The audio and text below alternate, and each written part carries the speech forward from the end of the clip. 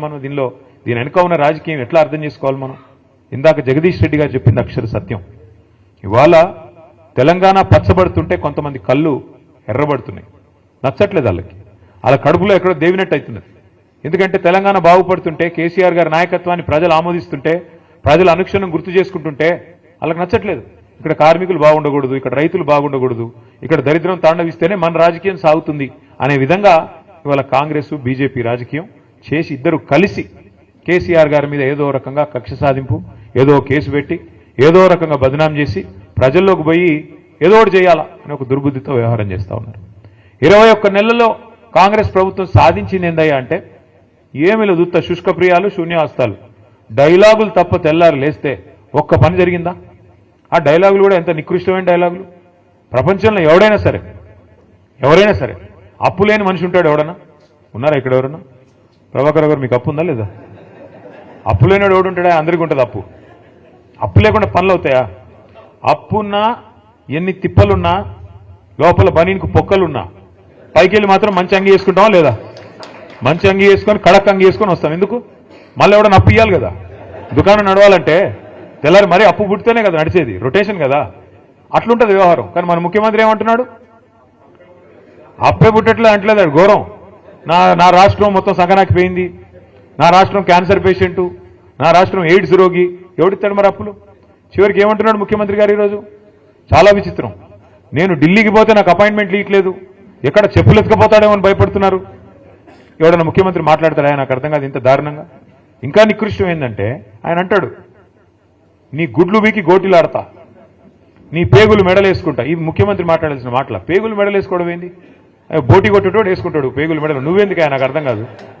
ఈయనే ముఖ్యమంత్రి, లంకె బిందెలు ఉన్నాయనుకుని వచ్చినా. నేను చాలా మంది ముఖ్యమంత్రులు చూసాం మేము అందరం కూడా. రాజశేఖర రెడ్డి గారు, చంద్రబాబు నాయుడు గారు, ఎన్టీ రామారావు గారు, కిరణ్ కుమార్ రెడ్డి గారు, రోసయ్య గారు, చాలా మందిని చూసినాం. ఇట్లాంటి ముఖ్యమంత్రిని మాత్రం ఎవరిని చూడలేదు. కేసీఆర్ గారు ఒకరు కాదు, ఇంతమంది ముఖ్యమంత్రులను చూస్తే ఈరోజు ఇంత విచిత్రమైన ముఖ్యమంత్రి. ఇప్పుడు ఎన్నికల ముందు ఆయనే హామీ ఇచ్చాడు, నోటికొచ్చిన హామీలు, ఒకటి ఇట్టా అట్లాగా 420 హామీలు, ఎవరికి ఏది అడిగితే అది ఇస్తా పో అన్నాడు. అర్రాస్ పాట లెక్కనే, వేలం పాటలాగా. ఏది? కేసీఆర్ 2000 ఇస్తుండా, నేను 4000 ఇస్తా. కేసీఆర్ ఒక ముసలమ్మకే ఇస్తున్నాడా, నేను ఇద్దరికి ఇస్తా. కేసీఆర్ ₹1,00,000 ఇస్తుండా, నేను తులం బంగారం ఇస్తా. కేసీఆర్ 10,000 ఇస్తుండా, నేను 15,000 ఇస్తా. కేసీఆర్ ఇంత ఇస్తే నేను అంత ఇస్తా, అంత ఇస్తే ఇంత ఇస్తా. నోటికొచ్చినట్టు వాగి. అది కూడా ఏంటి, మళ్ళీ మీ జిల్లాలో ఉన్న ఉప ముఖ్యమంత్రి భట్టి గారు, ఆయన డైలాగులు బీభత్సమైన డైలాగులు. ఈ గ్యారంటీ కార్డు భద్రంగా పెట్టుకోండి, మేము వస్తానే ఉన్నాం, జాగ్రత్తగా దాచిపెట్టుకోండి, 100 రోజుల్లోనే చేసేస్తాం. 100 రోజుల్లో మీరు అది పెట్టుకుంటే వాళ్ళు వస్తారు, అధికారులు వస్తారు, తీసుకుంటారు, మీకు కావాల్సినవన్నీ మీ ఖజానాలో వేసేస్తారు, మొత్తం స్వర్గం అయిపోతుంది, భూతల స్వర్గం కాంగ్రెస్ నాయకత్వంలో. ఆ రోజు డైలాగులు.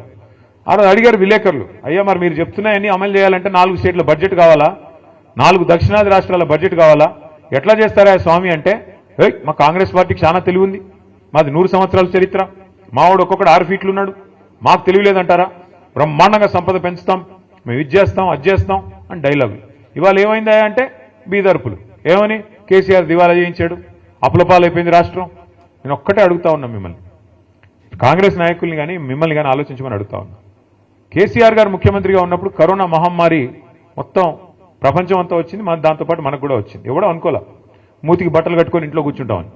కూర్చున్నాం, బతుకుంటే బల్సార్ తినొచ్చు అని చెప్పి ఎవరింట్లో వాళ్ళు నోరు మూసుకుని మొత్తం దాదాపు సంవత్సరంన్నర కూర్చున్నాం. దానివల్ల ఏమైంది? ₹1 ఆదాయం లేదు ప్రభుత్వానికి అన్నాడు, రూపాయి కూడా లేదు. ఎందుకంటే బయట పనులు జరుగుతూనే కదా ప్రభుత్వానికి ఆదాయం వచ్చేది. బొగ్గు కానీ నడిస్తే, అక్కడ బొగ్గు తవ్వితే, బొగ్గు బయటకు వస్తే, బొగ్గు అమ్మితే, అట్లే కదా ఆదాయం వచ్చేది. సింగరేణి సంస్థ కూడా లేదు, దాని నుంచి వస్తుంది. అందులో మాకు కూడా ట్యాక్స్ రూపంలో గవర్నమెంట్ డబ్బులు వస్తాయి. ఒకడు సబ్బు కొనాలి, ఒకడు పప్పు కొనాలి, ఒకడు ఉప్పు కొనాలి, అవి కొంటేనే కదా ఆదాయం వచ్చేది. ఏదీ లేదు. మొత్తం సంవత్సరం పాటు ఎక్కడక్కడ తలుపులు బిడాయించుకొని ఇంట్లో ఉన్నారు. దానివల్ల ఏమైంది? ఆదాయం 0. కేసీఆర్ గారు ముఖ్యమంత్రిగా ఉన్నప్పుడు, ప్రభుత్వం ఉన్నప్పుడు ఆదాయం 0 అయినా రైతు బంధు ఆగిందా? పెన్షన్లు ఆగినాయా? కళ్యాణ లక్ష్మి ఆగిందా? షాదీ ముబారక్ ఆగిందా? పంటల కొనుగోలు ఆగినాయా? అంటే జీతాలు ఆగినాయా? కొద్దిగా ఆలస్యంగా పడ్డాయేమో, ఆగలేదు కదా. దమ్మున్న నాయకుడుంటే, దమ్మిడి లేకపోయినా సంక్షేమ పథకాలు ఆగవు. ప్రభుత్వం చిత్తశుద్ధి గల ప్రభుత్వం ఉంటే పనులు చేస్తారు తప్ప సాకులు వెతకదు. ఈ సన్నాసులు వీళ్ళకి పని చేయడం చేత కాదు. ప్రభుత్వం నడపడం చేత కాదు, ఎంతసేపు ఢిల్లీకి మూటలు పంపాలా, పదవులు కాపాడుకోవాలా తప్ప ఇంకో సోయి లేదు. ఏం చేయాలి మరి? తెల్లారెత్తే కేసీఆర్ని తిట్టాలి. తిడితే చివరికి ఆఖరికి పార్లమెంట్